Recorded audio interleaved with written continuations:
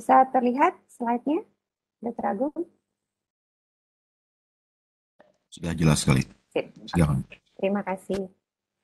Jadi pertama terima kasih kepada Ibu Koprodi yang sudah memberikan kesempatan kepada saya untuk memberikan kuliah khusus ini. Topik saya hari ini adalah sebenarnya potensi SP1 untuk dialisis itu adalah di kompetensi 2 sampai 2A ya. Cuma tidak ada salahnya bahwa kalian harus tahu bagaimana penanganan pada pasien-pasien yang menjalani hemodialisis yang mengalami infeksi pada aksesnya. Karena mungkin nanti kalian akan ditempatkan di suatu daerah di mana ada center hemodialisis, cuma konsultannya tidak ada di situ.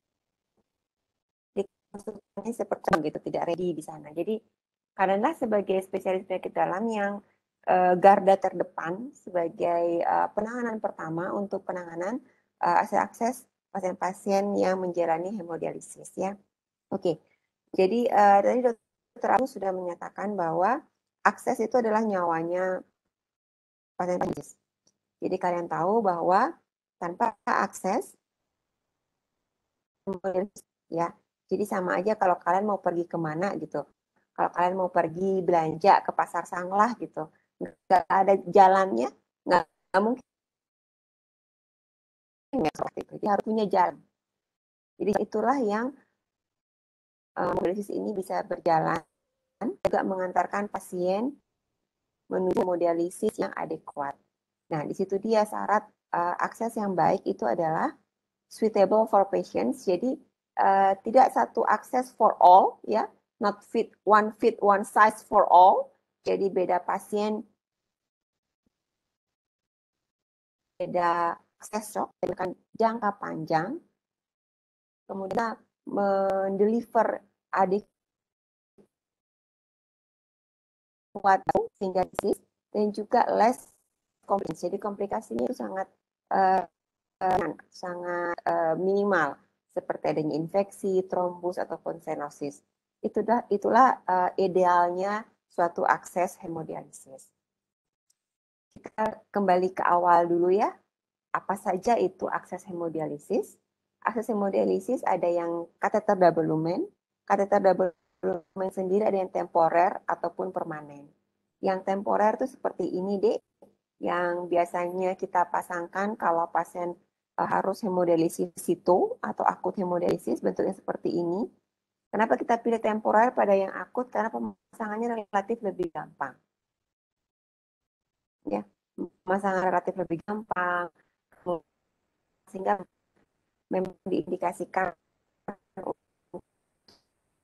bisa segera digunakan. Ya, jadi ini jenis kateternya. Ya, ini masuk ke vena jugular eksterna.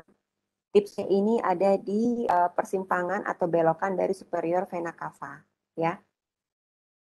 Ini. Nah, kemudian ujungnya mencuat di leher seperti ini, memang tidak nyaman pada pasien ya. Yang merah untuk akses arteri, untuk akses vena. Jadi memang karena dia bentuknya seperti ini, bahannya dia memang tidak untuk long term, jadi memang diusahakan penggunaan kateter. Ya, bahkan seminggu atau bedbound patients dikatakan seperti itu. Jadi ketika pasien masih lying, masih di tempat tidur, itu masih bisa menggunakan yang temporer gitu. Tapi kalau pasien sudah mobile, sudah ganti ya, kita ganti permanen kateter double lumen atau kita sebutnya tunnel cuff kateter. Ya, tunnel, kenapa tunnel? Nah, ini dia tunnel. Jadi, nah saya kesini dulu ya, ke temporer dulu ya. Jadi ini internal jugular, dia masuk ke sini, kemudian mengikuti superior vena cava. Nah, tipsnya pas dibelokkan antara superior cava dengan atrium kanan, ya, di sini double lumennya. Nah, ini adalah yang di luar, kateter yang di luar, ya. Sedangkan bedanya dengan yang permanen, jadi sama Dek pemasangannya kurang lebih. Kita tusuk di sini dulu, di internal jugular vein, ya. dia akan mengikuti sampai di titiknya di superior vena cava, kemudian di mencuat keluar. Kalau yang ini tidak, kita buatkan tunnel, kita buatkan terowongan sepanjang kurang lebih sampai di atas puting susu, ya. Di sini kateter disambung ke tunnel yang di bawah kulit, ya. Jadi ini namanya tunnel, ini namanya tunnel double lumen, ini namanya tunnelnya. Cuff itu adalah ini. Ini namanya Dekron cuff. Ya. Kenapa, untuk apa sih ada Dekron cuff ini? Dekron cuff ini yang membatasi antara exit side-nya, sehingga ini akan mencegah kuman transien kuman keluar yang tunnel untuk masuk ke dalam, bisa membuat infeksi yang kateter double, ya. Makanya kalau yang kateter double yang tunnel dan cuff itu disebut permanen karena dari bahannya saja dia less thrombogenik, dia less stenosis, jadi minimal membuat thrombogenik, dan juga ada Dekron cuff ini membuat juga less infeksi dibandingkan yang temporer double lumen.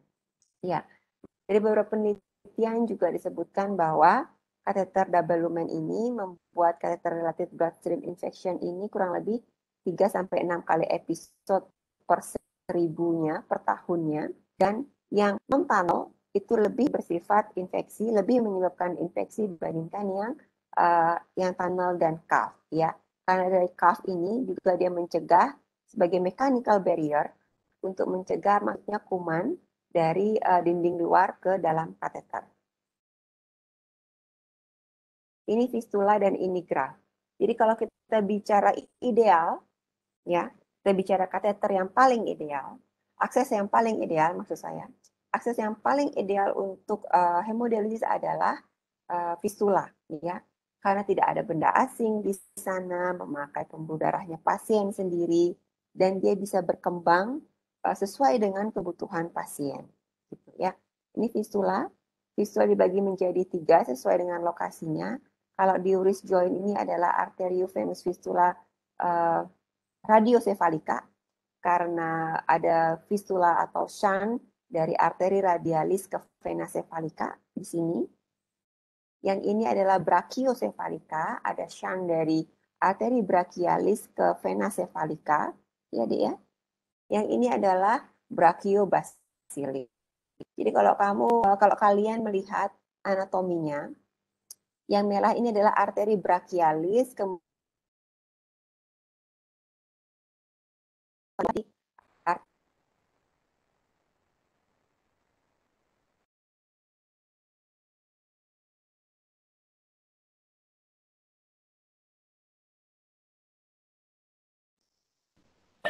di media Dokter Mita, sepertinya berjalan gangguan sinyal, Dokter Mita. Sinyalnya putus-putus.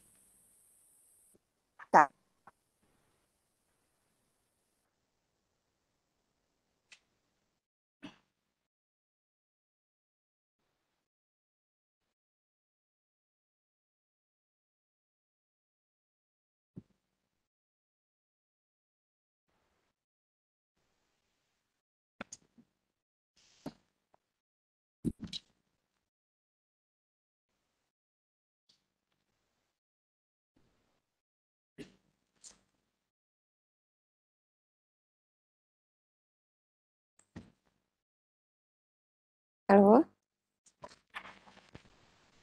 Ya, sudah. Sudah. Sudah. Tadi sampai Sudah. mana terputusnya? AV shunt arteri apa? Ini. Macam-macam. Ya. Oke. Iya. Mungkin saya ulangin ya. Jadi lokasi dari fistula itu ada ini di wrist joint ada radiosefalik, atau kita ini dulu deh supaya kalian ada terbayang aja sedikit ya. topografi dari arteri dan vena di tangan, ekstremitas superior ya. Jadi ini ada brachial arteri, kemudian di fossa antecubiti dia akan pecah menjadi radial, arteri, dan ulnar. Ya. Sedangkan vena dari superior vena cava, dia akan menjadi vena cephalica yang berjalan di lebih lateral, yang di medial ini adalah vena basilica. Ya. Oke. Jadi di wrist joint ini akan dibuatkan shunt radiosefalik di sini. Kemudian di sini brachiosefalik, ini dia, brachiosefalik, brachialis dengan cephalica. Yang terakhir adalah brachiobasilik. Nah, karena basilika berjalan di medial, kanulasi kan pasti akan sulit nih di bagian medial tangan. Sehingga ada 2 kali tindakan biasanya. Dibuat shunt dulu, brachiobasilik, kemudian vena basilikanya dipindah ke lateral. Sehingga di sini namanya transposisional brachiobasilika. Ya. Oke. Kemudian ada graph. Kalau misalkan arteri dan venanya itu tidak bisa dibuatkan shunt, dipasanglah graph. Ya. Graph ini ada yang bersifat autograph yang diambil dari vena di kubitinya, Cephalus magma, ya ini. Ada yang graph yang bersifat allograph. Jadi ada yang straight, ada yang bersifat loop seperti ini. Ya. Ini sebenarnya lebih ke pelajaran bedah vaskular, tapi ya nice untuk kita tahu ya. Ya. Untuk guideline untuk vascular access itu Kadoki sudah mengeluarkan guideline yang terbaru tahun 2019 ya. Perjalanannya dari tahun 1996, 2006, terakhir 2019. Jadi banyak hal baru dari guideline vascular access ini dari tahun 2006 yang tidak ada di tahun 2006 ya, yang ada di tahun 2019 ya. Apa yang baru di sini adalah yang paling benar-benar baru itu adalah orientednya ada di pasien ya. Jadi kalau kita lihat di sini dari beberapa guideline 2006, 1996 memang selalu dikatakan bahwa pasien jangan sampai dia sudah jatuh ke dalam hemodialisis baru membicarakan tentang akses ya. Jadi ketika pasien sudah di stadium 4 itu biasanya kita sudah ajak pasien bicara, ajak pasien ngobrol. Bapak, Ibu, 6 bulan atau setahun ke depan Bapak Ibu harus menjalani renal replacement terapi. Ya, pilihannya apa? Kasih pasien pilihan. Mau ke transplant, mau ke dialisis. Dialisis sendiri ada peritoneal dialisis, ada hemodialisis. Yang mana pasien pilih? Ayo direncanakan. Jadi jangan sampai pasien sudah udim anasarka, sudah udim paru, sudah kesadaran menurun, ensefalopati metabolik, kesanglah, harus HD akut. Baru setelah itu kita bicarakan akses. Jadi sebisa mungkin saya tahu susah, saya sendiri sangat jarang ya punya pasien mau ketika stadium 4 sudah buat akses, itu memang sangat jarang. Kecuali memang kita sudah bina sekali itu pasien dari stadium 3, kemudian stadium 4 gitu ya, mau biasanya. Tapi begitu dia stadium 5 sudah baru ketemu kita, sangat sulit biasanya kita KIE buat akses dulu yuk sebelum kita ke HD gitu. Tapi ya oke lah kita bicara ideal ya di sini ya. Jadi kita bicara pasien maunya apa gitu. Kalau ke transplant, oh, ayo ada donor, kita trace, kita lakukan tracing untuk kecocokan antara pasien dan donor, resipien dan donor. Mau ke peritoneal dialisis, ayo kita pasang aja dulu kateternya, kateter peritoneal dialisisnya tidak usah dipakai. Jadi waktu itu saya belajar fellow di Nagoya, itu mereka melakukan pemasangan kateter double lumen sebelum kateter itu dipakai gitu. Jadi kateternya aja dulu dipasang, exit site-nya nggak dipasang, jadi tidak dibuat tembusan ke exit site keluar. Jadi kateter itu masih dalam subkutan, jadi dari peritoneum ke subkutan, didiamin aja di sana. Kapan pasien saatnya untuk melakukan peritoneal dialisis, baru dilakukan robekan, kemudian disambung ke exit site-nya. Seperti itu ya. Nah, itu juga bisa atau kita buatkan fistula. Atau misalkan pasien memang tidak ready untuk tangannya diobok-obok lah dipasang fistula, mau apa? Mau pasang tunnel, silahkan. Ya. Jadi kita harus bicarakan kepada pasien apa pilihannya pasien, apa yang pasien punya, risk dan benefitnya untuk setiap akses, untuk setiap pilihan, kita harus bicarakan. Jadi plan, pasien, life plan, access, and needs. Dan needs ini adalah yang terakhir, apa yang dibutuhkan untuk mensukseskan dari planning, dari akses planning yang sudah kita bicarakan tadi. Kalau misalkan mau buat fistula, akses fistula, misalkan fistula yang dipilih adalah tangan kiri, ya, yang tangan yang tidak aktif. Jadi dari awal nggak boleh tensi, nggak boleh infus, nggak boleh ngambil darah pada tangan kiri. Jadi itu kita sebutnya vein preservation, ya. Jadi bagaimana kita melindungi vena itu supaya ketika dibuat fistula itu angka maturasi atau kesuksesannya itu tinggi, ya. Memang sulit tapi ya itulah tantangan kita, ya. Ya, ini seperti ini. Jadi pasien consider untuk hemodialisis. Jadi kita harus lihat umurnya, komorbiditasnya, status fungsinya, support dari keluarga, jangan lupa ya. Kalau memang dia angka harapan hidupnya poor atau jelek gitu, misalkan pasien memang sudah keganasan seperti itu, ya nggak usah dipaksakan pasang fistula ya. Jadi kita lihat lagi apa yang cocok untuk pasien. Kalau memang angka harapan hidupnya dia tidak panjang, ya mungkin kita pasangkan dia untuk graft atau untuk pemasangan kateter double lumen. Tapi kalau memang harapan hidupnya dia bagus, akses pembuluh darahnya dia bagus, ayo kita pasangkan fistula ya. Nah, ini memang sudah hemodialisis dengan kateter. Pertimbangannya kateter apakah digunakan kalau memang pasiennya akses untuk fistulanya memang sulit, ya continue aja dulu dengan kateter double lumen ya. Apabila memang sudah saatnya dipasang untuk fistula, KIE pasien untuk pasang fistula di lokasi yang paling ideal ya. Kalau memang belum, kita bisa pasangkan graft. Kalau dia gagal dengan fistula, gagal dengan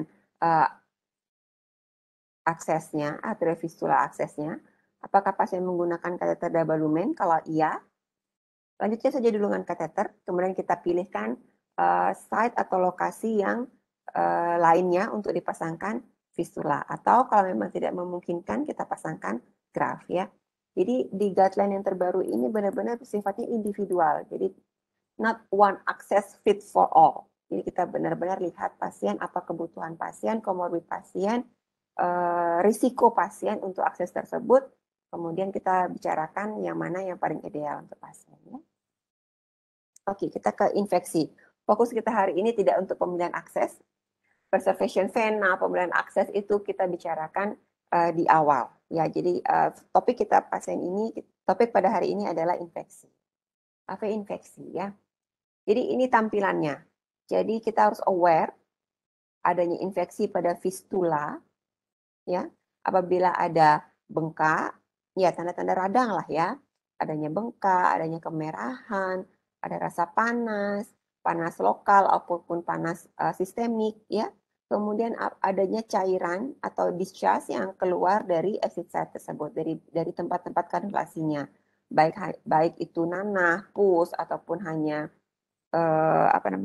serum-serum seperti itu keluar seperti itu. Jadi kita harus curiga bahwa itu adanya tanda dari fistula infeksi. Nah, ini graft infections, ini loop graftnya ya. Biasanya terjadi pada graft yang artifisial. Lebih sering terjadi dibandingkan yang fistula alami. Dan ketika graft itu mengalami infeksi, ada merah, kemerahan, apalagi ada pus yang keluar, itu tidak ada negosiasi, graft harus diangkat, ya, harus dilepaskan graftnya. Oke, ini adalah akses infeksi. Bagaimana caranya mencegah, ya? Di KIE pasien sebelum hemodialisis itu harus cuci tangannya. Jadi tangan yang ada fistulanya harus dicuci sepanjang tangan dari lengan atas sampai lengan bawah harus dicuci dengan sabun, cuci dengan yang bersih ya. Kemudian dikeringkan dengan hard steril. Seperti itu. Jadi Makanya kenapa kalau di ruang HD kita begitu masuk sudah ada wastafel ya. Jadi wastafel itu fungsinya pasien akan harus mencuci tangannya sebelum dilakukan kanulasi ya. Dan sebelum melakukan kanulasi sendiri biasanya perawat juga sudah melakukan desinfeksi di daerah kanulasinya ya. Kemudian physical examination sangat penting, pemeriksaan fisik untuk mendeteksi awal adanya infeksi pada fistula. Apabila diperlukan, kita lakukan radiologi imaging. Ya. Kemudian dilakukan juga investigasi, explore apakah ada infeksi yang menjalar ke tempat-tempat yang lain seperti endokarditis, septic arthritis, ya. Hati-hati pada pasien dengan buttonhole infections, ya. Kita sudah tidak pernah lagi memakai buttonhole. Dulu saya awal-awal spesialis itu buttonhole resident di tahun 2012-an itu ngetop itu ada buttonhole. Jadi biasanya itu dipakai pada pasien-pasien yang menjalani home hemodialisis. Jadi dia HD sendiri di rumah, itu dibuatkan hole-nya di tangan ya, dibuatkan hole di tangan. Saya masih jelas ya? Dr. Agung, suara saya masih jelas? Jelas, Novita, jelas banget. Oh ya. Jelas banget. Hole itu memang ada hole-nya, jadi pasien akan gampang untuk melakukan kanulasi sendiri di rumah. Ya, tapi itu memang angka rate infeksinya tinggi, sehingga memang sudah tidak dianjurkan lagi pemakaian buttonhole.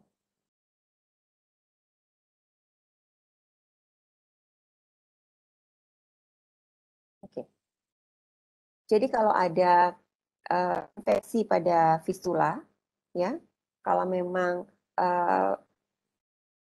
di saat pemeriksaan fisik kita lihat ada merah, bengkak, seperti apalagi ada gejala sistemik seperti demam, itu sudah ada indikasi pasien untuk dirawat inap. Ya, dilakukan pengambilan culture, jadi itu mutlak.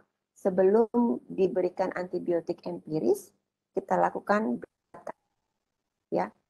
Blood culture dilakukan di tangan yang tidak ini ya, bisa di tangan yang ada ininya, apa namanya, ada aksesnya, atau tangan yang tidak ada aksesnya, ya. Dan kalau ada discharge itu harus juga dilakukan kultur di discharge pada discharge tersebut, ya. Karena kultur itu sangat penting untuk menyesuaikan antibiotik sesuai dengan hasil kulturnya, ya. Jadi rapid initiation jadi harus cepat diberikan antibiotik empirik supaya tidak terjadi sepsis, ya.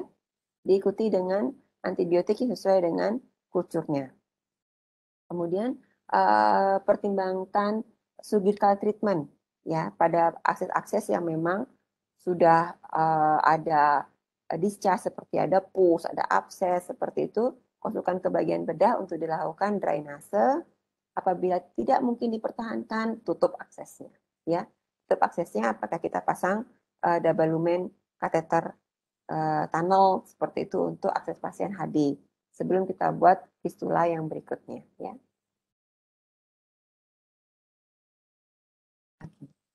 Care of your fistula or graft. Jadi libatkanlah pasien untuk menjaga fistulanya atau untuk menjaga akses. Libatkan pasien. Jangan semuanya diserahkan kepada perawat HD ataupun dokter di ruang. Jadi harus bertanggung jawab terhadap akses yang dia punya. Ya, jadi ajarkan pasien untuk memeriksa tril, memeriksa garisnya. Jadi setiap hari harus dipegang. Akses setiap hari harus dipegang. Dilihat trilnya, dirasakan sampai ke bagian atas lengan. Apakah masih sama, ataukah tiba-tiba trilnya berkurang, seperti itu ya. Ataukah ada nyeri. Jadi pasien harus bisa mendeteksi kelainan di fistula atau aksesnya sendiri ya. Cuci tangan sebelum dilakukan kanulasi.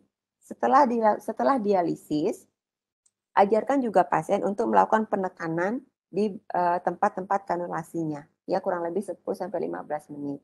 Kemudian ditekan dengan khas 4-6 jam baru boleh dilepas di rumah, ya. Kalau saya sarankan pasien untuk kompres dingin dulu.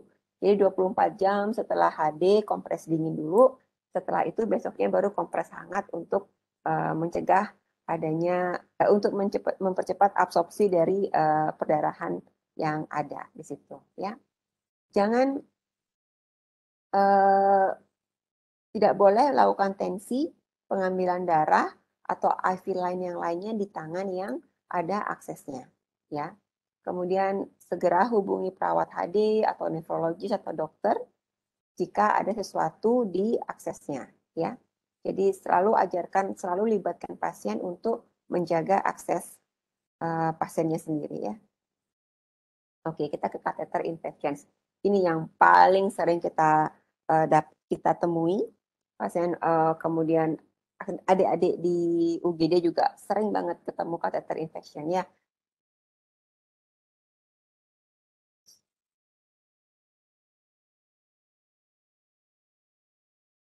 Jadi monitoring dan surveillance kateter double lumen, ya. Kita harus tahu dulu sign dan simptomnya. Kapan kita bilang pasien dengan catheter infections. Catheter infection sendiri juga nggak langsung catheter related bloodstream infection, ya. Ada exit site, ada tunnel infection, atau baru yang berat baru catheter related bloodstream. Jadi sudah infeksinya masuk ke bloodstream menuju ke sepsis.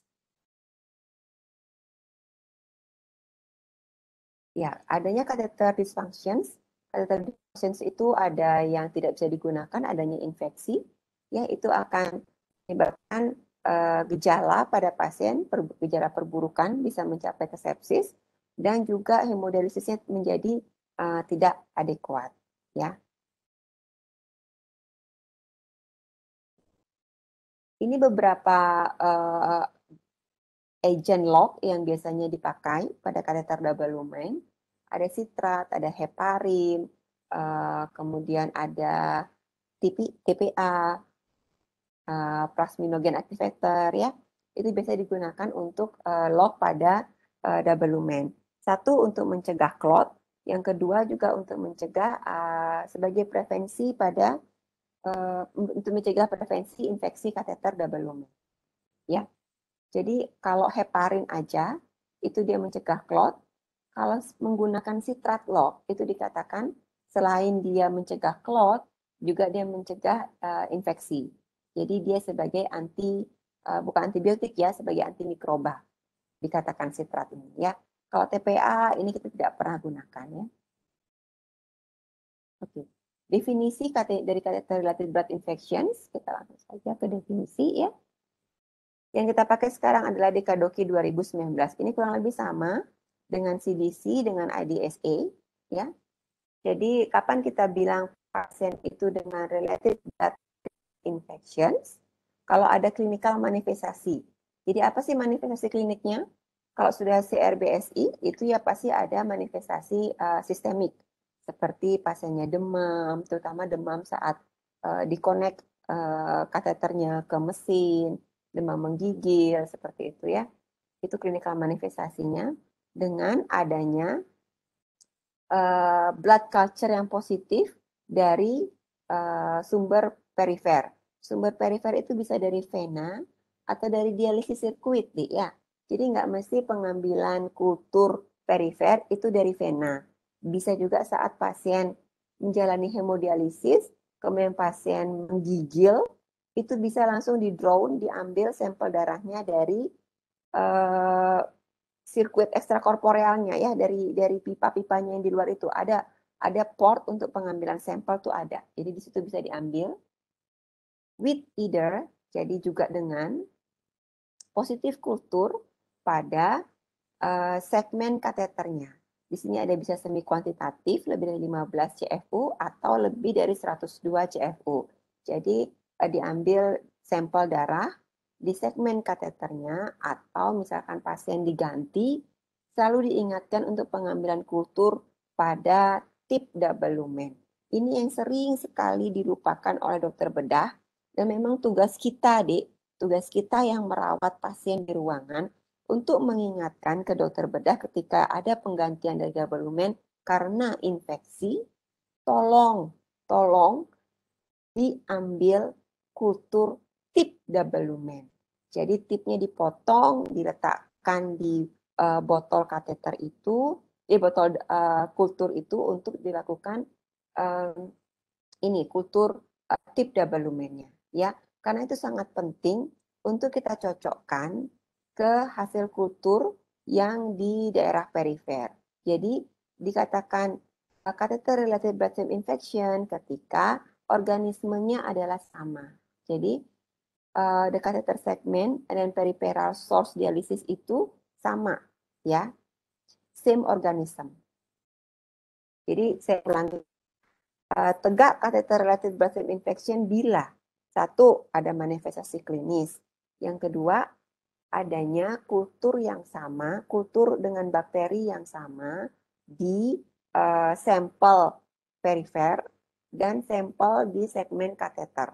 Apakah kalian ambil dari kateter double lumen dua sisinya atau dari tip double lumen apabila dilakukan penggantian double lumen.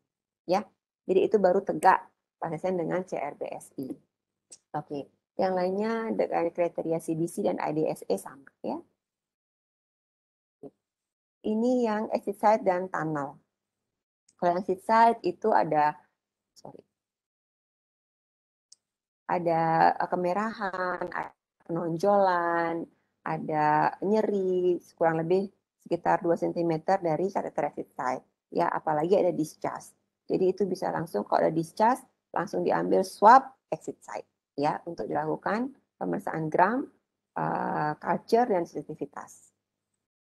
Tunnel, adanya kemerahan, adanya nyeri, ada undulasi di sepanjang tunnel double lumen. Jadi sepanjang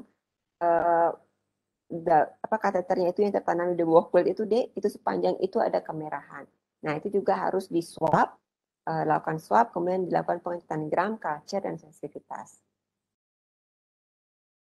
Oke. Ini penggunaan antibiotik lock. Sebenarnya antibiotik lock itu tidak rutin ya digunakan. Jadi di sini disarankan penggunaan profilaksis antibiotik lock itu dipertimbangkan pada pasien-pasien dengan penggunaan kateter double lumen jangka panjang yang juga high risk untuk dilakukan CRBSI. Kita di sini di Sanglah kita rutin menggunakan antibiotik lock ya, tapi di center-center yang lain tidak. Seperti di rumah sakit swasta yang lain itu tidak rutin digunakan antibiotik lock. Jadi sesuai dengan pemetaan kultur insiden CRBSI di center tersebut, ya. Jadi manajemen dari catheter related infection ini, jadi harusnya yang diharuskan adalah pengambilan kultur sebelum pemberian antibiotik empirik, ya.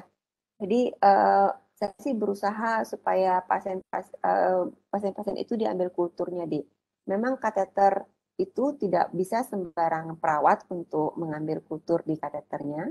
Jadi yang bisa diupayakan adalah misalkan pasien pas jam jaga dicurigai sebagai CRBSI atau exit site infeksi atau tunnel apalah. Jadi kultur swab exit site bisa dikerjakan ya di UGD. Kultur swab tunnel juga bisa dikerjakan di UGD. Nah, untuk pengambilan sampel kultur di dua lumen double lumen itu memang harus pasien dibawa ke ruang HD. Jadi telepon saja ke ruang HD. Kalau misalkan pasien stabil, transportable, telepon saja ke ruang HD, bisa dibawa dari UGD ke ruang HD untuk diambil sampelnya. Karena itu harus dibuang dulu, heparin locknya harus dibuang dulu, baru bisa diambil sampel darahnya. Tuh, ya. Jadi diusahakan sebisa mungkin kultur diambil sebelum antibiotik diberikan. Ya. Ini antibiotik lock yang bisa digunakan, cefotaxime, gentamisin, seminggu sekali dengan TPA, cotrimoxazole atau methylene blue, ya. Yang kita biasa kerjakan di sini kan dengan gentamisin ya, Dek, ya. Cuma sekarang gentamisin lagi nggak ada, jadi kita pakai ampicillin. Ya. Ini guideline-nya, alurnya, ya. Jadi kita dari pertama ya, Dek, ya. Jadi kita curigai pasien dengan related infections, ya. Pasien dengan hemodinamik stabil atau tidak stabil. Kalau tidak stabil, kita stabilkan dulu ABC-nya tentunya ya, pertimbangan perawatan ICU. Kalau pasiennya stabil, bisa dirawat di ruang perawatan biasa. Tapi kalau misalkan dia hanya exit site seperti itu, tidak ada gejala sistemik yang berat, pasien bisa pulang. Kemudian blood culture diambil di segmen kateternya. Terus blood culture juga diambil di sirkuit atau di daerah perifer. Sebelum mulai antibiotik, ya, kemudian mulai empirik antibiotik, diperiksa juga INR atau hemostatisnya apabila diperlukan penggantian dari double lumen. Oke. Sekarang ketika sudah disuspekkan pasien dengan kateter related bacillus infection atau tunnel infections, jadi tim vascular access harus dihubungi, ya. Kalau di ruangan yang kita kerjakan, ya divisi dihubungi, ya. Bagaimana tindak lanjutnya?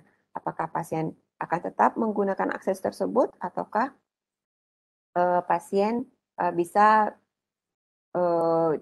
kateternya masih bisa digunakan untuk akses sambil pemberian antibiotik, ya. Bila negatif blood culture, pasien stop antibiotik. Kalau apabila pasiennya membaik dengan pemberian antibiotik 2-3 hari, keluar hasil kulturnya dengan koagulasi negatif atau kardiogram negatif, antibiotik bisa lanjut sampai 14 hari. Guide wire-nya diganti, kateter double lumen-nya diganti dengan guide wire. Jadi maksudnya guide wire ini, Dek, bisa diganti di tempat yang sama. Jadi kateter itu dimasukkan dulu wire-nya.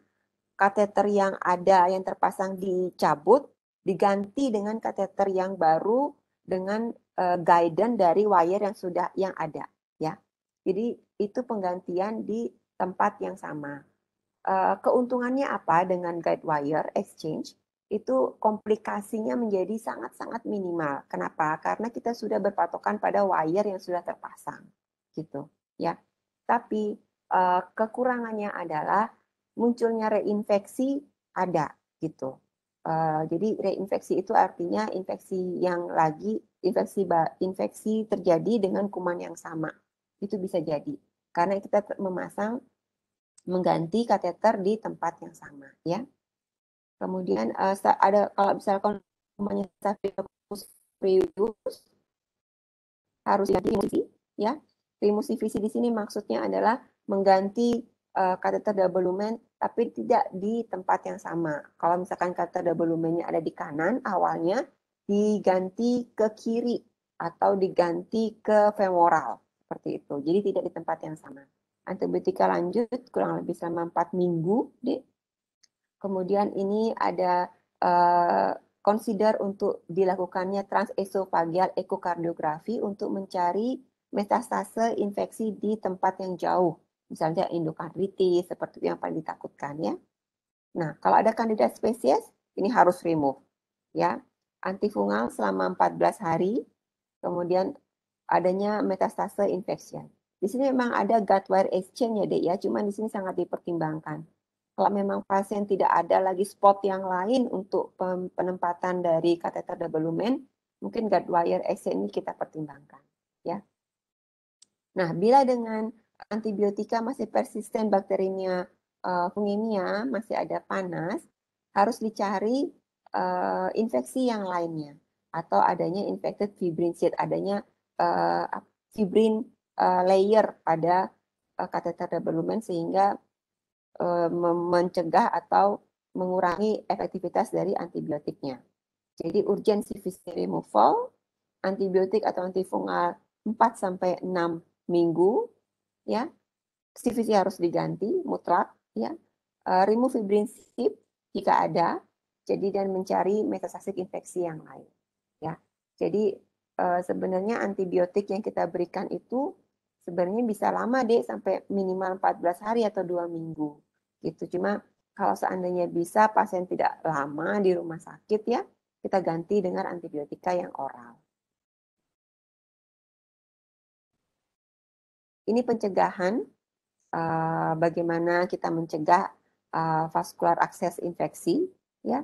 Tetap tangan yang harus bersih. Jadi rajin-rajinlah cuci tangan, ya.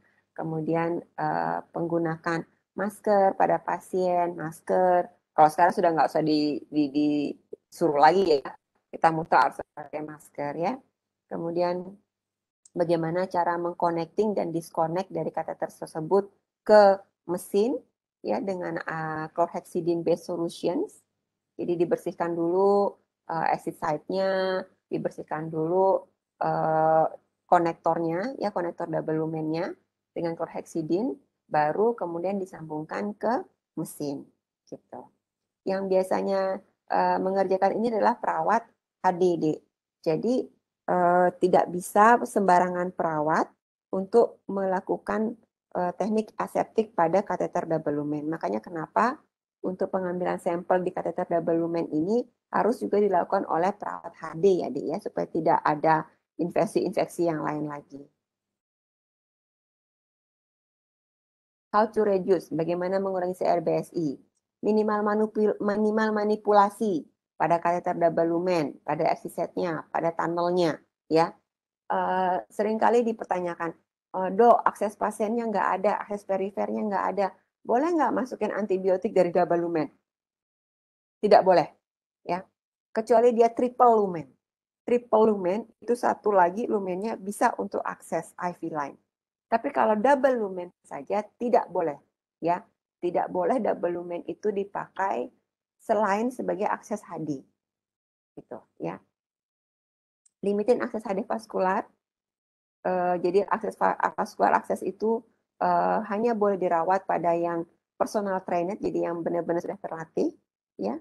Kemudian retraining atau regular training lagi pada perawat-perawat HD atau individu yang menangani akses, ya.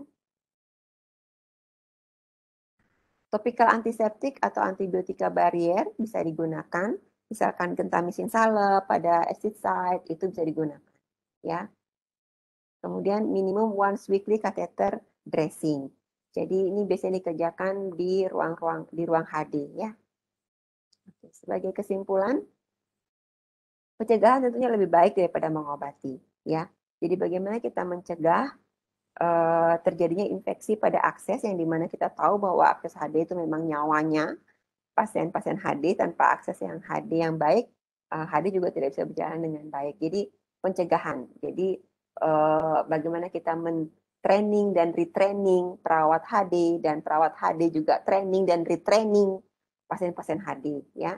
Pasien harus dilibatkan dalam perawatan aksesnya sendiri, ya. Kemudian ini yang saya cita-citakan, adanya tim vascular access, ya. Jadi tim itu terdiri dari berbagai macam interdisiplin, nefrologi, vascular surgeon, radiologi intervensi, perawat, dan memang perawat di sini perawat HD atau perawat intervensi itu sebagai koordinator dari tim tersebut. Jadi mereka yang akan berhadapan pertama kali dengan pasien, apa keluhan pasien, apa permasalahan pasien, kemudian di referral ke bagian mana? Apakah ke nefrologis dulu, apakah langsung ke vascular surgeon, apakah ke radiologi intervention, seperti itu, ya. Adanya good patient, good vascular access team, good access, dan good quality of life patients. Terima kasih.